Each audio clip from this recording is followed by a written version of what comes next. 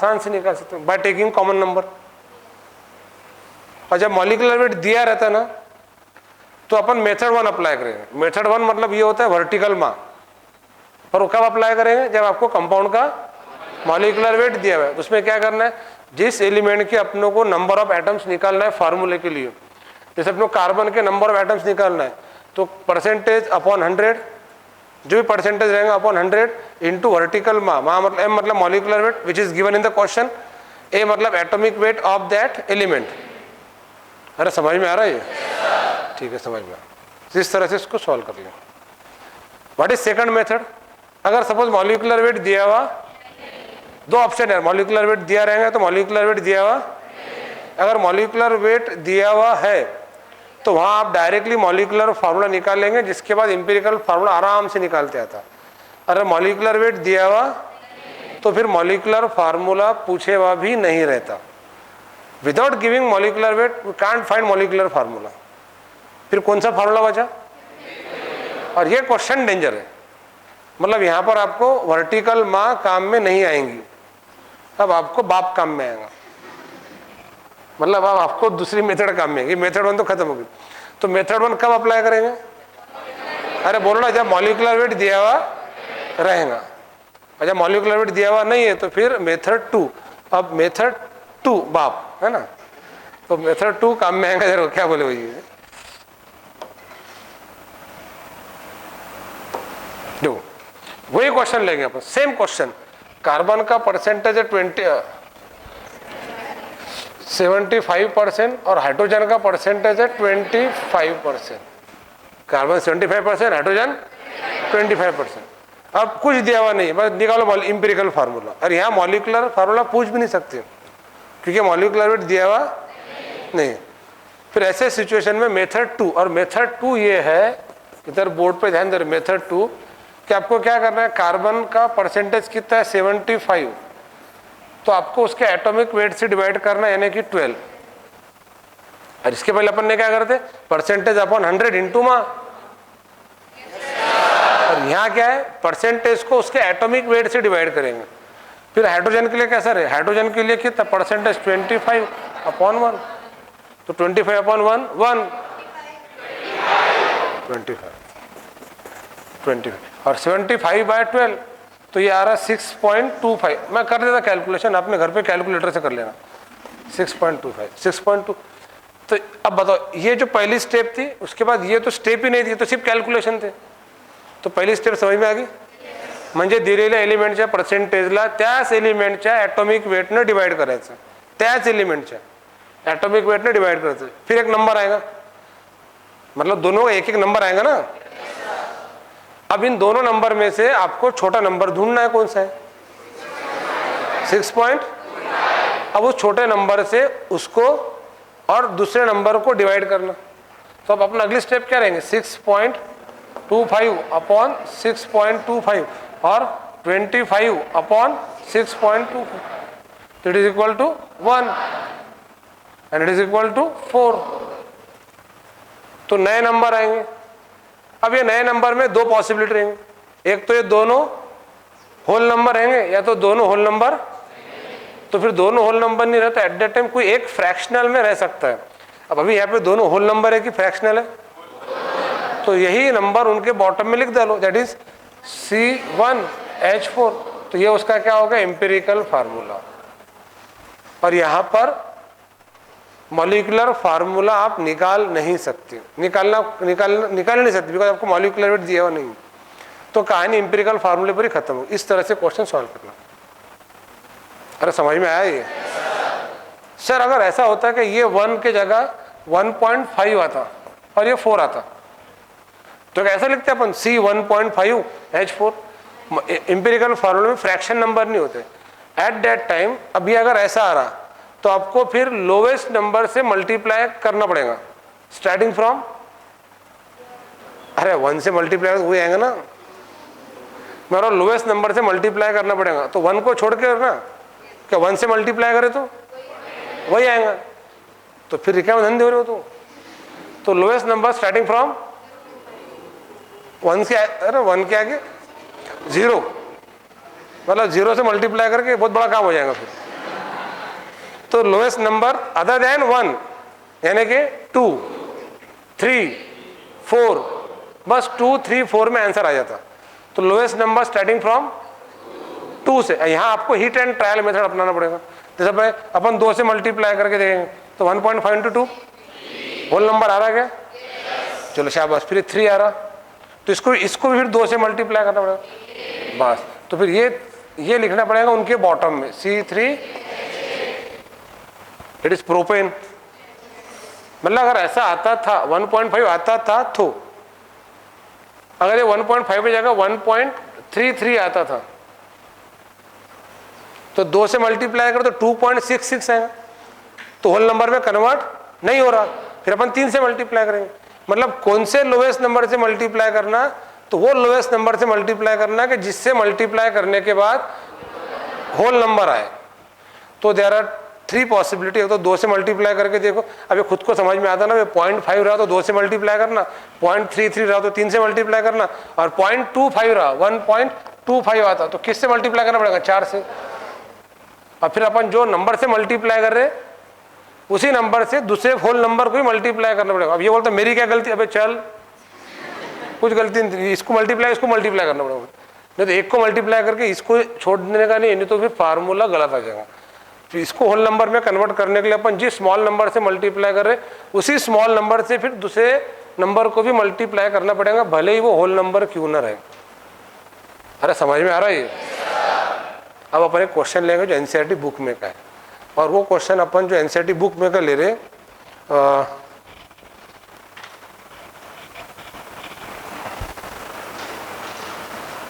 हाँ, गड़बड़ मत करो प्लीज।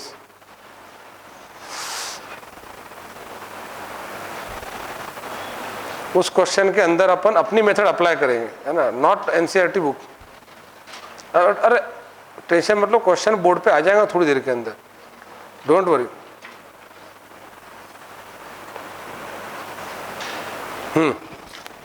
ये इधर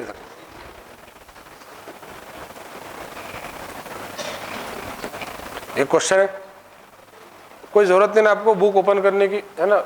फिर बुक ओपन करने के बाद क्वेश्चन देख छोड़ के अपन सब देखते फिर, है ना। इधर क्वेश्चन है, ये क्वेश्चन है। मैंने पहले बताया जो बच्चा सही में पढ़ने के लिए आ रहा है उसको एक्टिंग करने की जरूरत ही नहीं है फिर। हाँ, अब ये क्वेश्चन है, दिस इज योर प्रॉब्लम 1.2, और इसको सॉल्व जो करेंगे ना अपन, मतलब माँ वाली मेथड से करेंगे कि बाप वाली मेथड से करेंगे ये आपको डिसाइड करना। तो क्लियरली दिख रहा इसके अंदर मोलार मास दिख रहा भाई। फिर माँ वर्टिकल की हॉरिजॉन्टल? वर्टिकल माँ। और जो 3 एलिमेंट है, पहला एलिमेंट कौन है? हाइड्रोजन। दूसरा एलिमेंट कौन है? कार्बन। तीसरा कौन है? चौथा कौन है? चौथा ऑक्सीजन रह सकता अगर ये परसेंटेज का एडिशन 100 से। तो पहले अपन क्या करेंगे, इनकी देखो 4, ये 71.5, और ये कितना है? बोले सर ये 4.25, 24.25। सर काम मतलब मुझे तो ऐसा लग रहा है इसमें ऑक्सीजन प्रेजेंट नहीं है, बिकॉज 4 and 71 दैट इज 75, 75.65, ये भी ऐड कर लो 0.7 इसके अंदर। फिर ये 24, तो मोटा मोटा ये थोड़ी देर के 25 पकड़ लिए, क्यों 75 point something and 24 point something, मतलब ऑलमोस्ट 100। मतलब ऑक्सीजन, मतलब इसके अंदर अपन डायरेक्टली क्या करेंगे, एक एक को उठाएंगे। अब देखो पहले किसको उठाते? हाइड्रोजन। इधर देखो हाइड्रोजन कितना है परसेंटेज?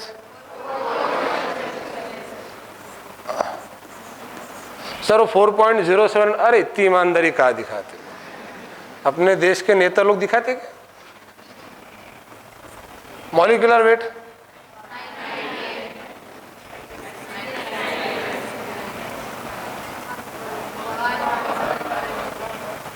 अरे समझ में आ रहा है?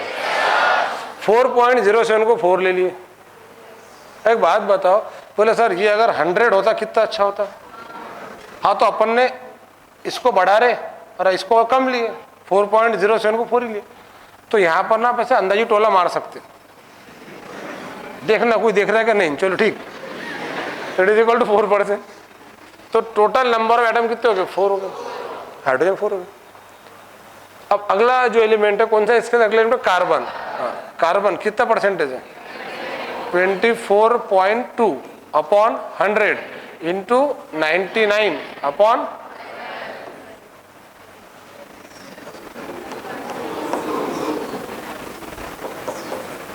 हाइड्रोजन 2, कार्बन, हाइड्रोजन 4, कार्बन 2, मतलब कार्बन 2 हो गए, हाइड्रोजन 4 हो गए। इसके बाद अगला कौन बचा? क्लोरीन। हाँ चलो कितना है? 71.65 अपॉन 100। हाँ 35.5। अब इसमें जो नंबर आप खुद के मन से लिख रहे हो वो क्या है? 35.5, 12, 1। तो ये क्या है? This are the atomic weight. वो माह में का A, what is A? Simple. ये 35.5 और 71 2 ले सकते, मतलब ये भी कितना आ रहा? 2 आ रहा। तो जो कार्बन कितने हो गए? 2 हो गए। हाइड्रोजन कितने हो गए? C2H4। क्या इसमें से कुछ कॉमन निकलेगा? क्या निकलेगा? तो CH2Cl। This empirical formula. पूछा क्या गया था आपको? इंपेरिकल फार्मूला और मॉलिक्यूलर। अब ये क्वेश्चन इस तरीके से भी सॉल्व होता है ना, इस तरीके से सॉल्व होता और इस तरीके से भी सॉल्व होता जो दिया हुआ है। बोर्ड पे ध्यान दो जरा। ये एनसीईआरटी बुक में दिया गया, इसमें ना कुछ स्टेप दिए गए। बोले पहली स्टेप ये है, मतलब पढ़ना अपनी इंग्लिश अच्छी हो जाएंगी आपकी पढ़ के जरा थोड़ा सा। फिर दूसरी स्टेप ये दी हुई है ना, फिर तीसरी स्टेप नहीं बाकी है ना, तीसरी स्टेप ये है, फिर चौथी स्टेप ये है, फिर पांचवी स्टेप ये। आंसर आता आज के दिन आता ये। तो ये क्वेश्चन को इस तरह से अगर बच्चा सॉल्व करेगा तो आंसर दो यार इसका। और मॉलिक्यूलर इंपेरिकल फार्मूले का क्वेश्चन पेपर में आता, 2021 में पूछा गया था, 22-23 में नहीं आया था, 24 में आ सकता।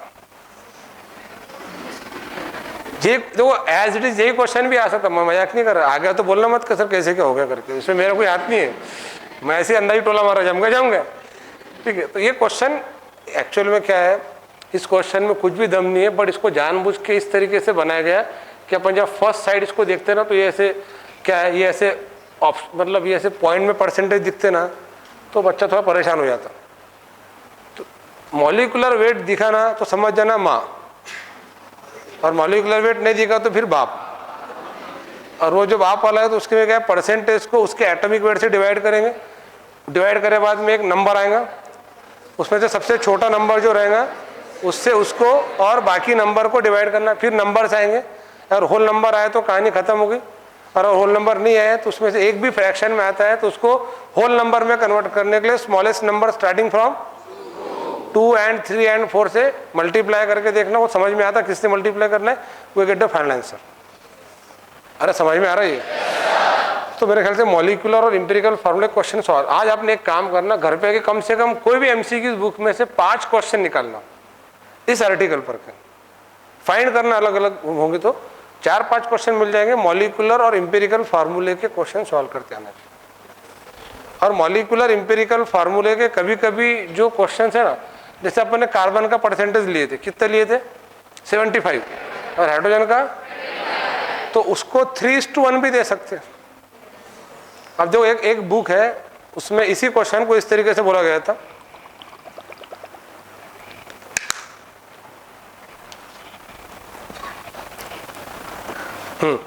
सपोज कार्बन जो अपन ने भी 75-25 देखे ना, कार्बन का परसेंटेज 75, हाइड्रोजन का परसेंटेज 25%। सपोज ऐसा ना देखे यही क्वेश्चन, कार्बन एंड हाइड्रोजन का जो मास रेशियो है ना, कार्बन का हाइड्रोजन के साथ मास रेशियो 3:1। अब ये परसेंटेज में दिया हुआ है क्या? तो 3:1 का मतलब क्या होगा? अगर एक 75 है तो एक दूसरा 25 रहेगा। तो आपको उनको परसेंटेज में कन्वर्ट करना पड़ेगा, और बहुत सिंपल से। फिर कन्वर्ट कैसा करेंगे? कन्वर्ट करने वो है क्या नहीं ये चेक कैसा करेंगे? जैसे 3:1 को आप लेंगे 75:25, तो ये एडिशन 100 आने को होना, मतलब परसेंटेज में कन्वर्ट हो गया। और फिर ये परसेंटेज आ गया, मतलब कार्बन का और हाइड्रोजन का मास रेशियो 3:1 दिया गया। तो 3:1 मतलब ये दैट इज 25%, मतलब 25%। यही चीज को इस तरीके से भी दे सकते हैं। एक क्वेश्चन ऐसा पूछा गया था, फिर बच्चा देखता सर परसेंटेज तो दिया हुआ ही नहीं, मॉलिक्यूलर वेट तो दिख रहा, पर आपको मॉलिक्यूलर वेट के साथ साथ क्या लगेगा, परसेंटेज। तो परसेंटेज कभी कभी आपको रेशियो के फॉर्म में दे सकते हैं। तो 3:1 रेशियो का मीनिंग क्या निकालेंगे अपन, 75:25%, है ना। ठीक है, जो लास्ट में बेटे समझ में आ रहा दिख रहा है। हाँ, तो देखेंगे तो दिखेगा ना इधर। तो 75:20। तो मॉलिक्यूलर इंपेरिकल फार्मूला, कंपाउंड में से परसेंटेज निकालना, परसेंटेज से कंपाउंड निकालना, वेट फ्रैक्शन, वॉल्यूम फ्रैक्शन, ये अपना आज के आर्टिकल थे। अब अपना नेक्स्ट टॉपिक जो है वो है लिमिटिंग और एक्सेस रिएजेंट। ये अपना अगला आर्टिकल है जिसमें बच्चे बहुत ज़्यादा डरते। और लिमिटिंग और एक्सेस रिएजेंट पर एक क्वेश्चन अपन हाथों हाथ देखेंगे इधर का। ये और एनसीईआरटी बुक में ना ये सब चीज़ें दी हुई है।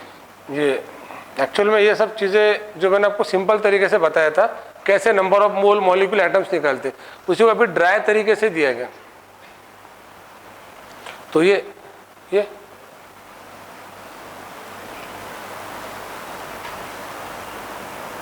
लिमिटिंग और एक्सेस रिएजेंट। ये अब लिमिटिंग रिएजेंट किसे कहते हैं और एक्सेस रिएजेंट किसे कहते हैं, इस पर डायरेक्ट क्वेश्चन देखेंगे।